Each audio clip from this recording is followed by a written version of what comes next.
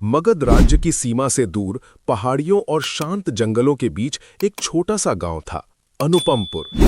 ये गांव बाहर से शांत दिखता था, पर भीतर कई दिल बेचैन थे। उसी गांव में रहता था एक युवक, आर्यन। चेहरे पर तेज, पर आंखों में थकान। घर था, खेत थे, परिवार था, फिर भी मन में एक अजीब खालीपन था। उसका सबसे बड़ा दुख क्या था? काश, वो हमेशा यही सोचता रहता, काश मैंने वो व्यापार किया होता, काश मैं शहर चला गया होता, काश मैं और मेहनत करता। वो अपने बीते फैसलों पर पछतावे में डूबा रहता, और जब भविष्य की सोचता तो डर घेर लेता। अगर फसल खराब हो गई तो? अगर मैं कभी सफल नहीं हुआ तो? अगर मेरा जीवन ऐसे ही निकल गया तो? न वो कल में था, न वो आने वाले कल में सुरक्षित था। वो वर्तमान में कभी था ही नहीं। माँ की चिंता। उसकी माँ, जो एक शांत और समझदार स्त्री थी, अक्सर उसे समझाती, बेटा, तेरे पास सब है, फिर भी तू दुखी क्यों रहता है? आर्यन झुंझला कर कहता, आप नहीं समझेंगी माँ, मेरा जीवन बिगड़ गया है। माँ मुस्कुराती, जीवन बिगड़ता नहीं, मन उलझता है। पर आर्यन सुनने की स्थिति में नहीं था। एक दिन गांव में खबर आई, तथागत गौतम बुद्ध पास के वन में ठहरे हैं। गांव के लोग दर्शन के लिए जाने लगे, कुछ श्रद्धा से, कुछ जिज्ञासा से, कुछ समस्या लेकर। मां ने कहा, बेटा, तू भी चल, शायद तेरे मन का बोझ हल्का हो जाए। आर्यन हंसा, कोई साधु मेरे टूटे हुए फैसले ठीक कर देगा क्या? मां बोली, शायद वो तेरे फैसले नहीं, तेरा मन ठीक कर दे। ये बात आर्यन के दिल को हल्का सा छू गई। अनमने मन से वो भी भीड़ के साथ जंगल की ओर चल पड़ा। बुद्ध का प्रथम दर्शन। एक विशाल वटवृक्ष के नीचे शांति से बैठे थे भगवान बुद्ध। न कोई आडंबर, न कोई चमत्कार, बस गहरी शांति, जैसे स्थिर झील। लोग एक एक कर अपनी समस्या बताते और बुद्ध बहुत सरल शब्दों में उत्तर देते। जब आर्यन की बारी आई, वो चुप खड़ा रहा। बुद्ध ने उसकी आंखों में देखा और बिना कुछ पूछे बोले, तुम बहुत थके हुए हो। आर्यन चौंक गया। उसने पहली बार किसी को अपने भीतर झांकते देखा। वो बैठ गया और बोला, भंते, मेरा जीवन व्यर्थ हो गया है। मैंने गलत फैसले किए, मैं पीछे छूट गया हूं और भविष्य से डर लगता है। बुद्ध ने पास पड़ी एक भारी चट्टान उठाई। उन्होंने वो पत्थर आर्यन की गोद में रख दिया। इसे पकड़े रहो। कुछ ही क्षणों में आर्यन का हाथ कांपने लगा। भंते, भारी है। बुद्ध बोले, ये पत्थर नहीं, तेरा अतीत है। आर्यन चुप। फिर बुद्ध ने पास की एक मुट्ठी रेत उठाई और उसके दूसरे हाथ में रख दी। और ये तेरा भविष्य है, जिसे तू मुट्ठी में कसकर पकड़ना चाहता है। आर्यन ने मुट्ठी कस ली। रेत उंगलियों से गिरने लगी। बुद्ध बोले, अतीत का बोझ उठाए रहोगे तो हाथ दुखेगा, भविष्य को पकड़ना चाहोगे तो वो फिसलता रहेगा, और इसी में तुम्हारा वर्तमान गिरता जाएगा।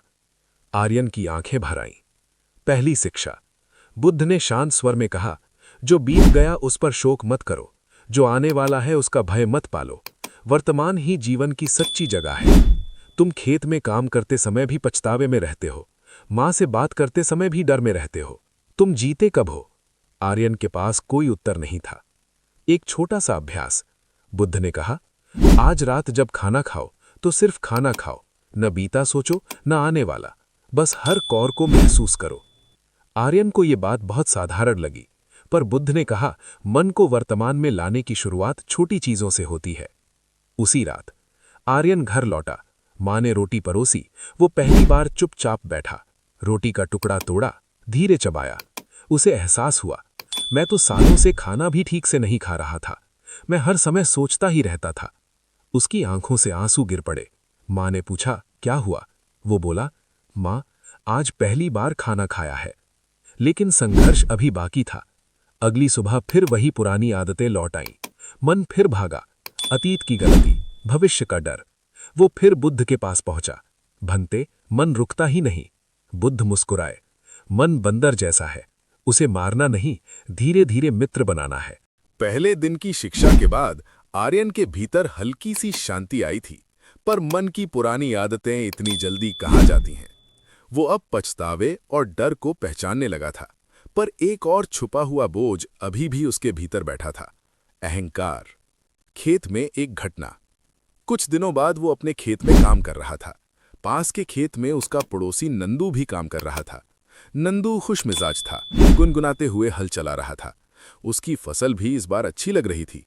आर्यन के मन में एक चुभन उठी, इससे तो मैं ज्यादा मेहनती हूं, फिर इसकी फसल मुझसे बेहतर क्यों?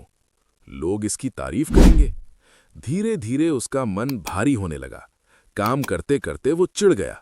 नंदू ने हंसते हुए कहा, भाई आर्यन, इस बार मौसम अच्छा रहा, भगवान की कृपा है। आर्यन तुनक कर बोला, हाँ, कुछ लोगों पर ज्यादा ही कृपा होती है। नंदू चुप हो गया। रात की बेचैनी। उस रात आर्यन सो नहीं पाया। उसे नंदू का चेहरा याद आता रहा। मैंने ऐसा क्यों कहा? क्या मैं सच में उसकी खुशी से जल गया? अंदर से एक आवाज आई, तू दुखी इसलिए है क्योंकि तू तुलना कर रहा है। उसे बुद्ध की याद आई। सुबह होते ही वो फिर वन की ओर चल पड़ा। बुद्ध के पास दूसरी बार वो पहुंचा तो देखा बुद्ध कुछ बच्चों को समझा रहे थे कि मिट्टी का घड़ा कैसे बनता है। बुद्ध ने उसे देखते ही मुस्कुराकर पास बुलाया। आर्यन, आज मन कैसा है? वो बोला, भंते, अब पछतावा थोड़ा कम हुआ है, पर अब मन दूसरों से तुलना करने लगा है। दूसरों की सफलता देखकर भीतर जलन होती है, फिर अपराध बोध होता है। बुद्ध का एक प्रयोग। बुद्ध ने जमीन से दो चीजें उठाईं, एक पत्थर और एक सूखा पत्ता। उन्होंने पत्थर आर्यन के हाथ में दिया, इसे पानी में डालो। पत्थर सीधे डूब गया। फिर पत्ता दिया, अब इसे डालो। पत्ता पानी पर तैरने लगा। बुद्ध बोले, पत्थर भारी है जैसे अहंकार, पत्ता हल्का है जैसे विनम्रता। जब तुम सोचते हो मैं ज्यादा योग्य हूं, मुझे ज्यादा मिलना चाहिए, तब मन पत्थर जैसा भारी हो जाता है और भारी मन डूबता है, शांति में नहीं डूब पाता। आर्यन चुपचाप सुनता रहा। तुलना का जाल। बुद्ध ने आगे कहा, तुलना दुख की जड़ है, संतोष सुख का मार्ग है। नंदू की फसल अच्छी है, ये उसकी मेहनत, उसका भाग्य, उसका समय है। तुम्हारा खेत तुम्हारा है।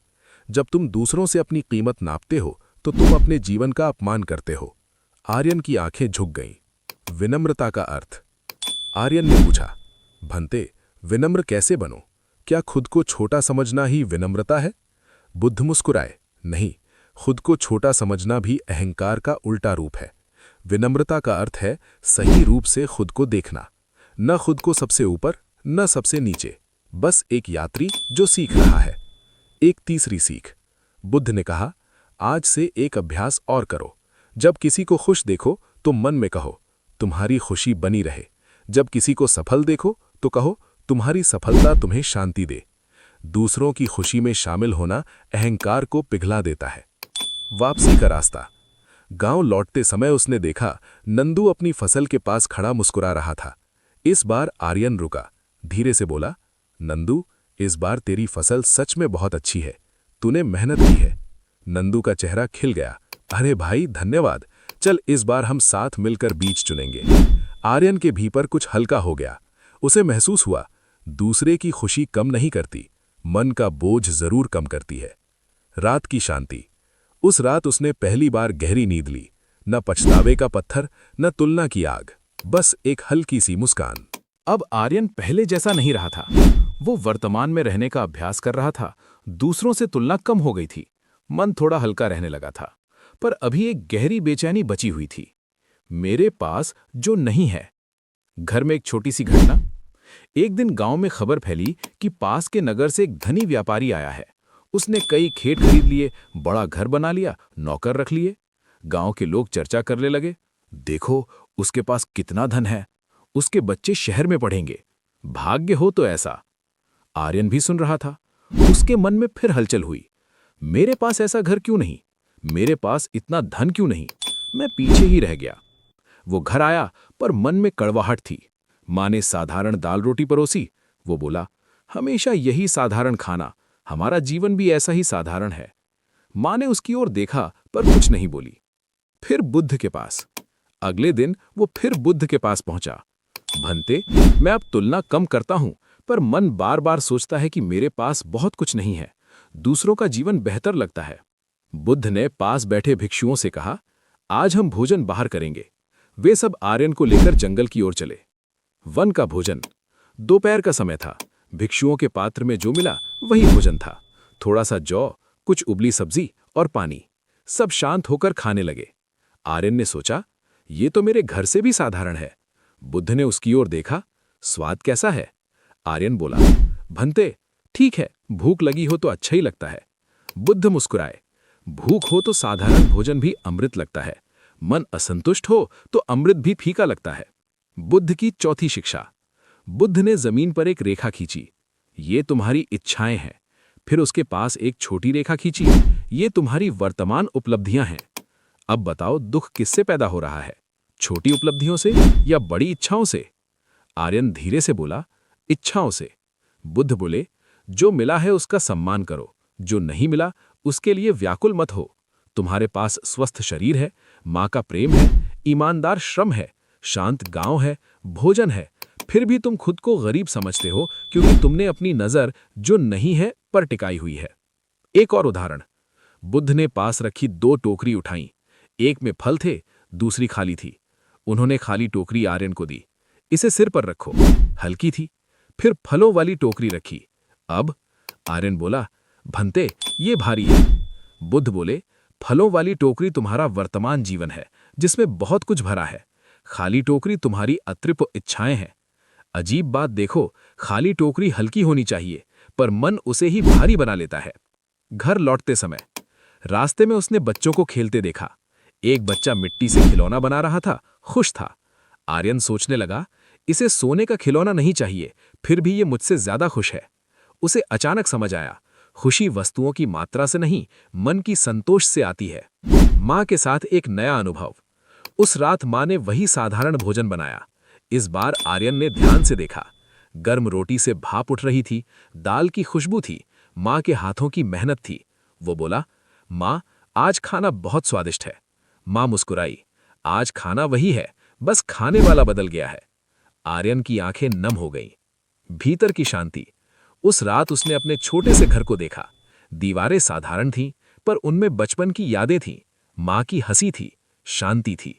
पहली बार उसे लगा, मैं खाली नहीं हूं, मैं भरा हुआ हूं, बस मेरी नजर खाली जगह पर अटकी थी।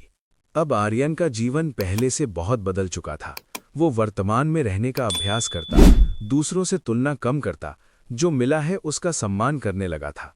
गांव के लोग भी कहने लगे थे, आर्यन पहले जैसा चिड़चिड़ा नहीं रहा, उसके चेहरे पर शांति आ गई है। पर जीवन की असली परीक्षा अभी बाकी थी। अचानक आई विपत्ति। एक रात भयंकर तूफान आया, तेज बारिश, आंधी, बिजली। सुबह जब लोग खेतों की ओर गए तो कई फसलें बर्बाद हो चुकी थीं। आर्यन का खेत भी आधा नष्ट हो गया था। कुछ महीने पहले होता तो वो टूट जाता, आसमान को दोष देता, भाग्य को कोसता, खुद को असफल मान लेता। उसके मन में दर्द तो उठा, पर इस बार वो रुका। उसने गहरी सांस ली और खुद से कहा, ये बीत चुका है, ये भी जीवन का हिस्सा है। बुद्ध के पास अंतिम बार। वो फिर बुद्ध के पास पहुंचा। भंते, इस बार मैंने खुद को संभाला, पर दुख फिर भी होता है, हानि हुई है, मेहनत गई है। बुद्ध ने प्रेम से कहा, दुख होना गलत नहीं है, दुख में डूब जाना दुख है। पत्तों का पाठ। बुद्ध उसे लेकर एक वृक्ष के नीचे गए। शरद ऋतु थी, सूखे पत्ते गिर रहे थे। बुद्ध ने पूछा, क्या ये वृक्ष शोक करता है कि उसके पत्ते गिर गए? आर्यन बोला, नहीं भंते, ये तो स्वाभाविक है। बुद्ध बोले, जीवन भी ऐसा ही है, कुछ मिलता है, कुछ छूटता है।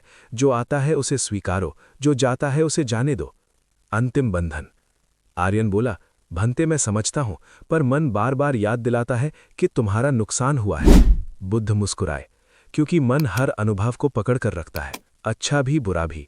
पर शांति तब आती है जब तुम अनुभव से सीख लेते हो और कहानी छोड़ देते हो। बुद्ध की अंतिम शिक्षा। हर अनुभव कुछ सिखाने आता है, सीख को अपनाओ, बोझ को छोड़ो। तूफान ने तुम्हें क्या सिखाया? आर्यन ने सोचा कि मेहनत जरूरी है, पर परिणाम पर मेरा पूरा अधिकार नहीं, कि जो आज है वो कल बदल सकता है, कि मुझे हर दिन को पूरी जागरूकता से जीना चाहिए। बुद्ध ने संतोष से सिर हिलाया, बस यही ज्ञान है। घटना चली गई, सीख रखो, दर्द की कहानी मत धो। वापसी। एक बदला हुआ मन। आर्यन गांव लौटा। खेत का नुकसान था, पर मन में टूटन नहीं थी। उसने बचे हुए खेत को संभाला, पड़ोसियों के साथ मिलकर काम किया, दूसरों की मदद भी की जिनकी फसल पूरी नष्ट हो गई थी। लोग हैरान थे, जिसका खुद नुकसान हुआ वही दूसरों को ढांढस बंधा रहा है। आर्यन मुस्कुराता और कहता, दुख बांटने से हल्का होता है, और मन हल्का हो तो जीवन संभल जाता है। माँ की आंखों में आंसू। एक शाम उसकी माँ बोली, बेटा, तू सच में बदल गया है, पहले तू छोटी बातों से टूट जाता था, अब तू बड़ी बातों में भी शांत रहता है। आर्यन बोला, माँ, पहले मैं जीवन को पकड़ना चाहता था, अब मैं उसे जीना सीख रहा हूँ। बुद्ध का अंतिम संदेश, कथा का सार। कुछ दिनों बाद बुद्ध वहां से आगे बढ़ने लगे। आर्यन ने उनके चरणों में प्रणाम किया। बुद्ध ने कहा, अतीत पर शोक मत करो, भविष्य से भय मत रखो, वर्तमान में जागो, अहंकार छोड़ो, जो मिला है उसका सम्मान करो, हर अनुभव से सीखो और मन का बोझ छोड़ते चलो। यही संतुलित जीवन है। आर्यन ने सिर झुका लिया। अब उसके भीतर प्रश्न नहीं थे, एक शांत प्रकाश था। अंतिम दृश्य, सूर्य अस्त हो रहा था। आर्यन अपने खेत की मेड़ पर बैठा था। हल्की हवा चल रही थी। उसने आंखें बंद की, न पछतावा, न डर, न तुलना, न शिकायत, बस एक गहरी सांस और मन में एक वाक्य, यही क्षण जीवन है।